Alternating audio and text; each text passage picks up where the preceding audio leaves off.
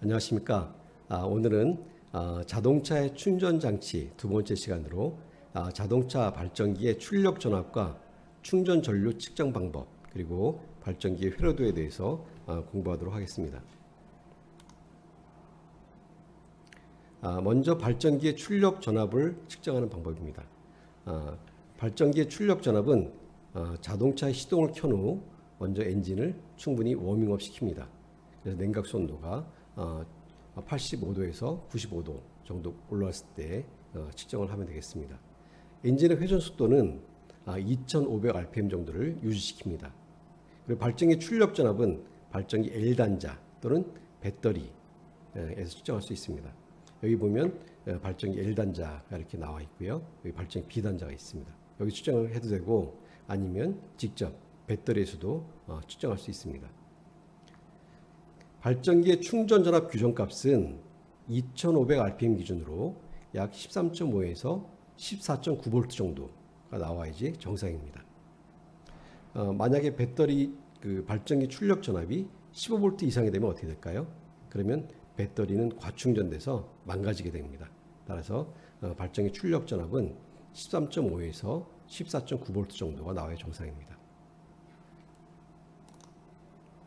발전기의 충전 전류를 측정하는 방법입니다. 발전기의 충전 전류는 배터리 상태에 따라서 충전 전류 값이 많이 차이가 납니다. 따라서 그 발전기의 충분한 상태를 점검하기 위해서는 먼저 배터리를 방전시킬 필요가 있습니다. 그래서 자동차의 점화 스위치를 ON 상태에 놓고 모든 전기 부하를 가동시킵니다. 그래서 전조등을 상향등을 켜고 에어컨을 켜고 그리고 블로어 스위치를 하이, 열선을 켜고 이렇게 놓고 자동차를 좀 몇 분 동안 놔두게 되면 배터리 전기가 많이 방전이 되겠죠. 방전을 시킨 후에 엔진 시동을 걸고 엔진 회전 속도를 약 2500rpm 정도로 유지시킵니다. 그리고 전류계를 발전기 B단자에 설치합니다. 전류계는 이와 같이 멀티미터를 사용하지 않고 클램프 미터에 전류계를 사용해서 그 발전기 B단자에 나와 있는 굵은 배선에 직접 연결해 주입니다. 배터리 측정하는 게 아니고요. 발전기 B단자에 직접 클램프를 연결해서 전류를 측정하면 되겠습니다. 그때 발전기의 충전 전류 한계값은 발전기 전격 전류의 약 60% 이상이 나오는 게 정상이다 이렇게 얘기를 하고 있습니다. 그런데 배터리의 충전 상태에 따라 충전 전류는 다르게 나올 수 있습니다. 발전기에 보면 그 발전기에 그 조그만 태그가 붙어 있는데 거기 보면 뭐 12V 60A 또 12V 90A 이렇게 전격 전류가 표시되어 있고요. 그 전류의 60% 이상이 나오는 게 정상이다 이렇게 얘기하고 있는데 이거는 그 배터리 방전 상태에 따라서 값이 차이가 날 수 있습니다. 그래서 그 우리 시험장에서는 우리 그 충전 전류 값은 범위를 넓게 잡아서 하는 방법이 맞으면 다 맞는 것으로 채점을 해줍니다. 우리 발전기 출력 그 파형을 우리가 하이디스나 아니면 스캔 툴의 그 파형을 가지고 측정을 할 수도 있습니다. 우리가 파형 갖고 측정해 보면 그 발전기 충전 전압은 우리가 이제 아까 얘기했듯이 배터리나 발전기 L단자 측정할 수 있는데요. 전압을 측정하게 되면 약 13.5에서 14.9V 사이가 나오고요. 발전기 출력 충전 전류는 어디 측정할 수 있죠? 아까처럼 그 하이디스나 스캔 툴에서 클램프 미터를 써가지고 발전기 B단자에서 연결을 하게 되면 어떤 결과를 얻을 수가 있습니다. 우리가 그 발전기에서 나오는 출력 그 전압은 교류를 다이오드를 사용해서 직류로 정류한 것이기 때문에 완전 일직선으로 나오는 것이 아니라 이렇게 약간의 요철을 가지고 표시가 됩니다. 발전기 출력이 비정상일 때는 어떻게 될까요? 다이오드가 우리 보면 플러스 다이오드 3개, 마이너스 다이오드가 3개, 또 다이오드 트리오 3개 이렇게 따라 있는데 플러스 다이오드나 마이너스 다이오드 중에 한 개가 단선된 경우는 이렇게 이빨이 빠진 것처럼 파형이 이렇게 나옵니다. 그리고 출력 전류도 정상보다 한 20% 정도 떨어지게 나오고요. 다이오드가 2개가 단선되면 좀 더 떨어지는 폭이 좀 더 크게 나오죠. 크게 나오고 전류값도 더 감소하게 됩니다. 다이오드가 한 개 단락된 경우는 파형이 약간 그 다이오드가 두 개 단선된 경우랑 비슷한데 파형이 좀 찌그러져 있죠. 찌그러져 있고 전류도 훨씬 더 적게 나오게 됩니다. 그리고 스테이터 코일은 우리가 보통 3상 선이 세 가닥인데 한 개가 단선된 경우는 톱니바퀴처럼 이런 모양의 파형이 나오게 되고 출력 전류값도 떨어지게 됩니다. 이 발전기 출력 비정상적일 때의 파형은 여러분이 기사 시험에 필기 시험에 나오기 때문에 이 파형을 잘 기억해 두기 바랍니다. 발전기 회로에 대해서 설명하도록 하겠습니다. 발전기는 이렇게 발전기, 전기를 만드는 부분과 발전기 조종기, 발전기 레귤레이터, 전압을 조정해 주는 부분으로 되어 있습니다. 축전지에서 나온 전기, 배터리에서 나온 전기는 점화 스위치를 거쳐서 여기는 이제 배터리 경고등이고요. 배터리 릴레이입니다. 배터리에서 나온 전기는 점화 스위치를 거쳐서 배터리 경고등을 지나서 릴레이 스위치 쪽에 가서 대기하고 있고요. 또 하나의 전기는 이렇게 와서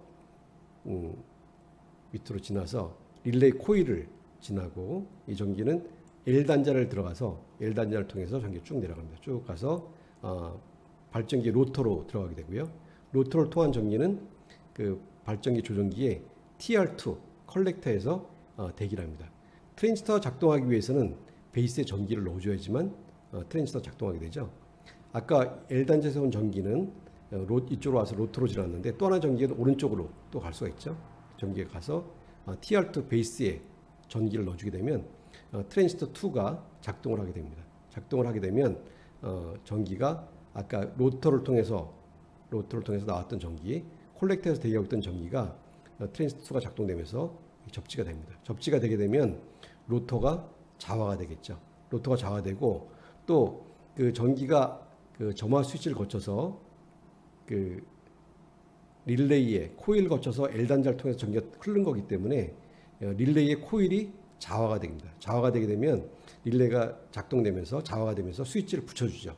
붙여주게 되면 전기가 이게 흐르게 됩니다. 흘러서 경고등이 켜지게 되는 거죠. 그래서 우리가 점화 스위치를 아이전하게 되면 배터리 경고등이 점등이 되는 겁니다. 배터리 경고등이 점등이 되고요. 키를 한 번 더 돌려서 ST를 놓게 되면 자동차가 엔진이 크랭킹하게 되죠. 크랭킹하게 되면 로터가 돌기 시작합니다. 로터가 돌기 시작하면 스테이터 코일에서 전기가 나오게 됩니다. 전기가 나오게 되면 그 전기는 여기 플러스 다이오드와 마이너스 다이오드를 통해서 전기가 전파 정류로 바뀌어서 교류가 직류로 바뀌게 되는 거죠. 그러면 그 발전기에서 나오는 전압이 12V 이상이 되게 되면 그 전기는 이 B단자를 통해서 축전지를 충전시키게 됩니다. 그리고 또 여기 보면 다이오드가 또 3개가 있는데 이건 다이오드 트리오입니다. 다이오드 트리오. 다이오드 트리오를 통해서 나온 전기는 하나의 전기는 L단자로 이렇게 흘러가고요. 또 하나 전기는 트랜지스터 2 쪽으로 가고 또 하나 전기는 로터로 이렇게 흘러가게 됩니다.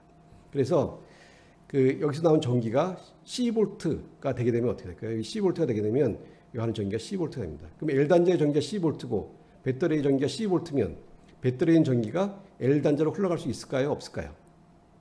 전위차가 없기 때문에 배터리에 있는 전기가 이 릴레이를 거쳐서 전기가 흘러갈 수가 없습니다. 그러면 릴레이 코일을 통하는 전기가 흘러가지 않기 때문에 릴레이가 떨어지게 되죠.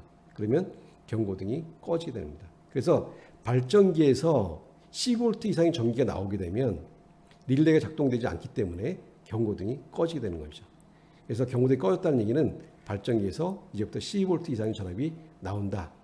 이걸 표시하는 겁니다. 그리고 또 하나 전기는 다이오드 트리오를 통해서 나온 전기가 어디로 가죠? 밑으로 가서 로터를 거쳐서 TR2의 콜렉터에 가서 대기하고 있습니다. 대기하고 있으면 또 하나 전기는 TR2의 베이스로 전기가 흘러가게 되죠. 그러면 TR2가 작동이 돼서 전기가 흐르게 되고 로터가 자화가 되게 됩니다. 자, 그러면 아까는 처음에는 축전지에 있는 전기로 로터를 자화시켰는데 발전기 전기를 나오기 시작하면 다이오드 트리오를 통해서 나온 전기가 로터를 자화시키게 돼서 발전기 전기로 로터를 자화시키게 됩니다. 그래서 계속 그 발전기를 통해서 나온 전기가 축전지를 충전시킬 수가 있고요. 만약에 엔진의 회전 속도가 계속 증가돼서 증가시키게 되면 점점 더 높은 전압이 나오겠죠. 그래서 만약에 그때 전압이 14.9V 이상이 되면 어떻게 될까요? 여기는 전기가 L단지를 통해서 여기도 마찬가지로 축전지를 충전시키고 있었는데 여기 보니까 제너 다이오드가 있죠. 제너 다이오드. 여기 14.9V가 되는 순간 전기가 이 제너 다이오드를 통과하게 됩니다. 통과하게 되면 이 전기가 TR1의 베이스로 전기가 들어가게 돼요. TR1의 베이스가 들어가게 되면 TR1이 트랜지스터가 작동이 되게 되죠. 그러면 아까 여기서 왔던 전기가 TR2의 베이스로 가던 전기가 TR1이 작동이 되게 되면 TR1으로 바로 흘러갑니다. TR1으로 흘러가게 되면 TR2의 전기를 주지 않기, TR2의 베이스에 전기를 주지 않기 때문에 트랜지스터 2가 작동이 되지 않습니다. 트랜지스터 2가 작동이 되지 않게 되면 어떻게 될까요? 로터를 통해서 나온 전기가 TR2 콜렉터에서 대기하고 있었는데 TR2의 베이스 전기에 들어가지 않기 때문에 TR2가 작동이 되지 않으면 로터 코일이 더 이상 좌화가 되지 않는 거죠. 그러면 로터 코일이 돌아가더라도 좌화되어 있지 않기 때문에 스테이터 코일에서 전기가 나오지 않습니다. 즉 다이오드 스테이터 코일에서 나오는 전기가 14.9V 이상이 되게 되면 제너 다이오드 쪽 전기가 흘러서 트랜지스터 1이 작동되면서 트랜지스터 2가 작동되지 않아서 로터가 좌화되지 않고 그래서 더 이상 발전기는 14.9V 이상의 전기를 내지 못하고 항상 그 12V에서 14.9V 사이 이 전기가 나오게 되는 거죠. 보통 이제 나오는 전기는 우리가 2500rpm 이상이 되면 한 13.5V에서 14.9V의 전기가 나오게 됩니다. 이와 같이 그 제너 다이오드에 의해서 일정한 전압이 나올 수 있도록 조정해 주는 것입니다. 이해가 됐습니까? 발전기 회로도에 대한 부분은 PPT에 이렇게 글로도 설명을 해 놓았습니다. 전기가 어떻게 흘러가는지 자세하게 설명을 해 놓았기 때문에 여러분이 이해가 되지 않으면 이 PPT 내용을 보면서 한번 이해하도록 노력해 보기 바랍니다. 그래도 이해가 잘 되지 않으면 어떻게 되죠? 그러면 언제든지 질문을 하기 바랍니다.